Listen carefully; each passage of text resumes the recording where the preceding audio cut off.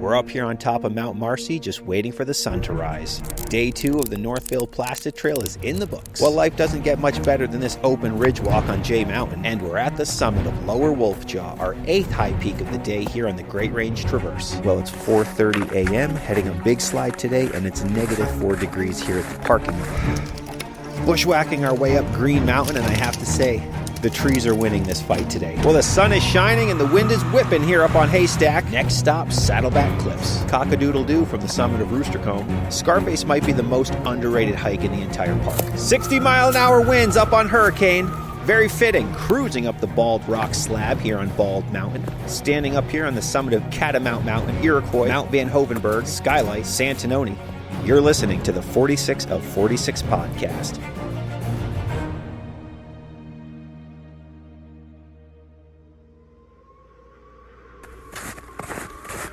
Winter.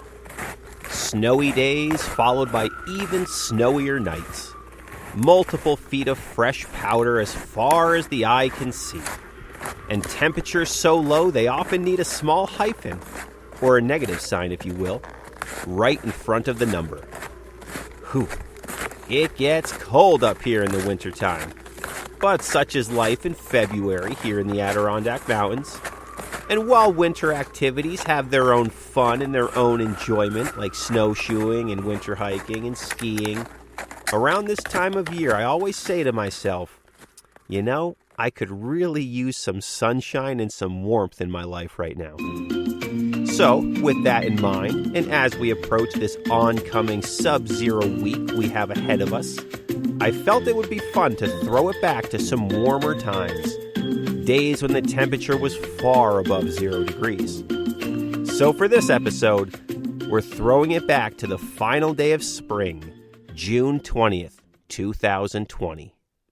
While many people like to boast about the weather being perfect out in Southern California or out in Colorado, I'll tell you, I'll take summer weather in the Adirondacks over anywhere else in the country any day of the week.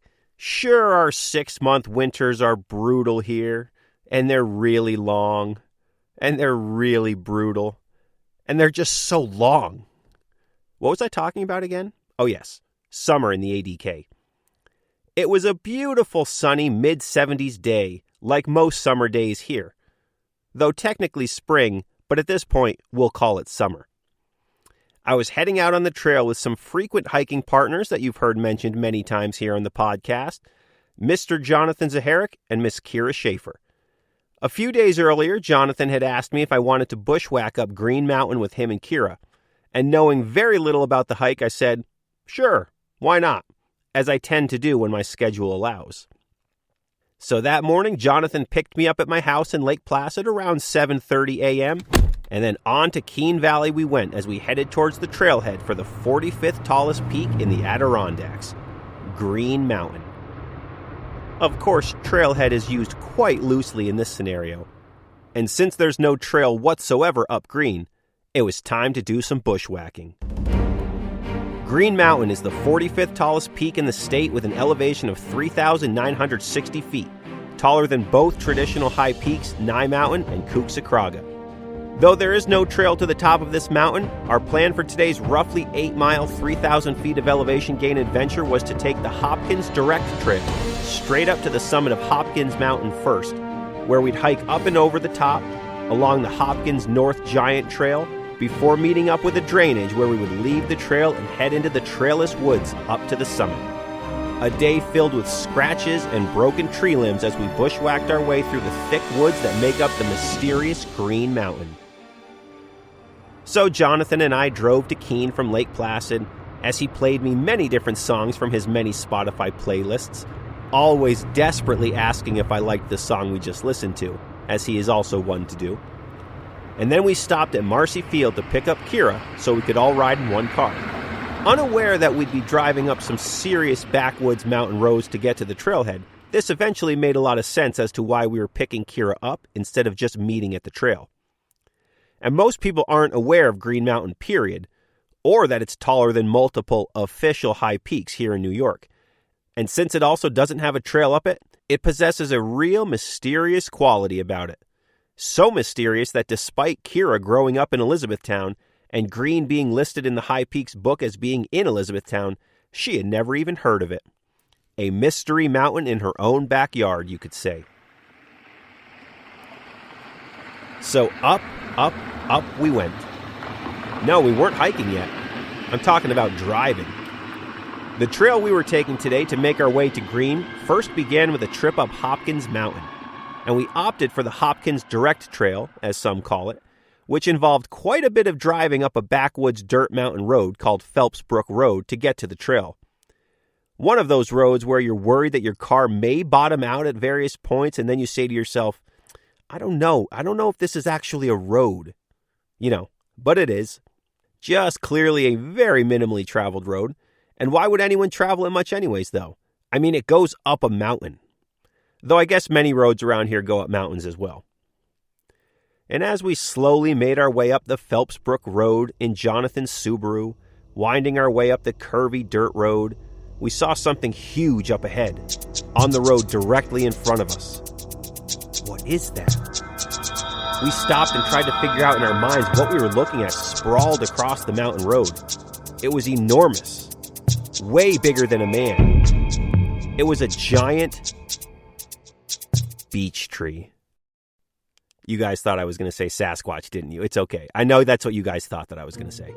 You thought you were in for another Bigfoot story, but no, not this time. It was just a huge blowdown across the entire road. So we pulled up to the tree, and it took all three of us to move it off of the road so we could get by. Clearly, nobody had been up this road for quite some time, or the tree fell very recently. After the three of us muscled the tree off the road, we continued driving up the steep mountain road where we came to the Spread Eagle Mountain Trail. And we continued left and shortly came to an area where the road seemed like the type of road where nature has been really taking it back with a vengeance lately. There was also a huge ditch that there was no way Jonathan's vehicle could make it over. So this was as good a spot as any to park and start walking. We gathered our gear. I was wearing shorts and a t-shirt, which after a long season of winter hiking and a long cold spring sectioning the entire Northville Placid Trail in winter conditions, it felt so good to be hiking in shorts and a t-shirt. After all, it was summer, and we had the best part of the year ahead of us.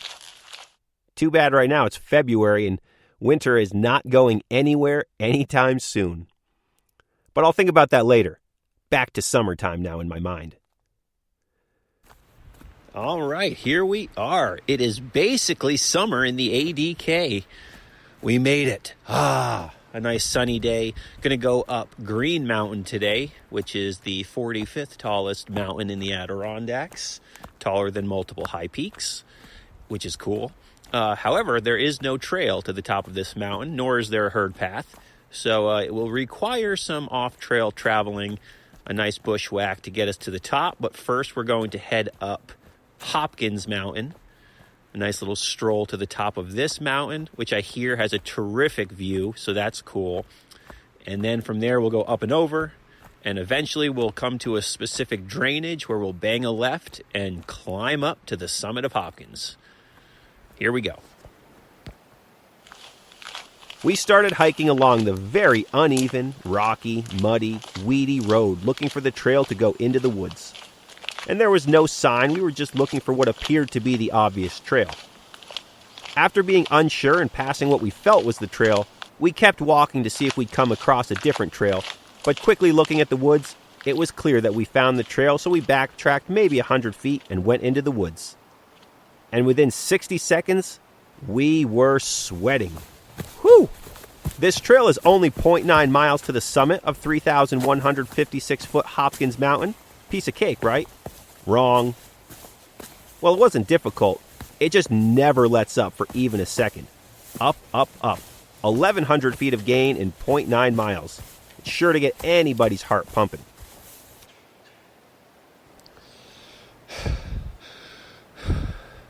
This 0.9 miles to the top of Hopkins is not simple.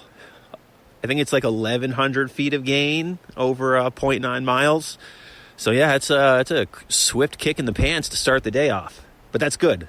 And it's nice out, so I'll take it. I'm in shorts and a t-shirt, so I really couldn't be in a better place mentally right now. Thank God it's not winter anymore, am I right? But we cruised up since we were nice and fresh, and we made our way through the woods towards Hopkins. Climbing through a nice mix of evergreens and hardwoods, though mostly evergreens on this mountain. Up some ledges, over some blowdown, and since we were nice and fresh and it was a sunny day, we ascended Hopkins quickly. And 20 minutes later, after heading into the woods, we came out onto the very large, open, clear rock summit of Hopkins at 8:45 a.m. Well, we're at the top of Hopkins, and yes, the view is as good as advertised. So many high peaks. It's a really great view. You can see Route 73 down below, and I always love seeing how the road snakes through the mountains. But just terrific. We made pretty good time, too. Not too long to get up here. Huge rocky ledge summit, which is great. But we're just going to keep moving because we have green right above us, directly in front of us, looking enormous. So we're going to continue on. There is a trail from Route 73 that takes you up this mountain, and it is well worth it. The summit is perfect. Open, very big, and the views are worth spending hours looking at. You got Giant, the Dix Range, the Great Range, Sawtooth, Colvin, Nippletop, Hurricane. But most importantly, nice views of Green Mountain to the east, our destination for the day. So we only stayed there for a few minutes as we could see Green towering above us, taunting us, saying, "Hey, look how much bigger I am than that little mountain you're standing on. And you still have to come all the way up here. And don't forget, there's no trail to the top of this mountain. Hope you like getting scratched." So after a few minutes of enjoying the beautiful, clear, sunny views of the Adirondack High Peaks region and gulping down some noon water, we carried on over the summit ledges and back into the woods on the Hopkins North Giant Trail. And we hadn't seen anybody yet on the day as we went down Hopkins, but then we started passing fellow hikers heading up Hopkins or up Giant from this much less traditional trail. And 0.2 miles from the Hopkins, you'll meet up with the Mossy Cascade Trail, which is the normal trail for this mountain from Route 73. If you're familiar with Route 73, you know those small wooden green trail signs with white lettering that you see in some places? Those trails. We had roughly another mile on the North Giant Trail before we would begin our bushwhacking up the southwestern slope of Green Mountain. So this was typical hiking yet again, smooth sailing. Just a little bit of climbing as we hiked up and over a small hump before passing a few more hikers on the day, but not too many overall. Around a mile after passing the Mossy Cascade Trail junction, we arrived at the drainage we were looking for. This stream flows down into Putnam Brook, and this is where the real fun of the day began. Time to go off trail and head up Green. Well, we passed a few hikers today, not many so far, but a few, and we've made it to the drainage that we have been looking for. Jonathan had it plotted out on his GPS, and we looked at the map, and we are here. So now we're going to turn left, and we're going to hug this drainage and just follow our plan. Going up the drainage, eventually leaving the drainage, and then just bushwhacking all the way to the summit of Green Mountain. And looking at this river / drainage, everything is covered in green moss. So I have a feeling it's going to be quite slick, but we'll hug the river the best we can while trying to make it as easy as possible to navigate up. But here we go. We were 2.3 miles into our hike since leaving the car, and we had 1.3 miles from this drainage to the summit. So our plan was to head up the drainage, which was probably 12 feet wide or so, and we'd hug that for around halfway to the top of the drainage on the map, and then we would break off to the right and head northeast up the ridge, eventually getting to the summit. That was the plan devised previously with GPSs and maps. Climbing up the drainage was slow going, however, as we climbed up and over logs and boulders and into the woods and then back around other areas while still hugging the stream, all while doing everything possible to not slip on the crazy moss-covered everything. Man, that moss is slick, especially in those areas, and it was everywhere. All of the rocks and boulders and the branches and the trees completely covered in green moss. But the woods were mostly filled with evergreens and some leaf-covered hardwoods here and there, but more evergreens than anything else. And as we climbed up and over everything covered in moss,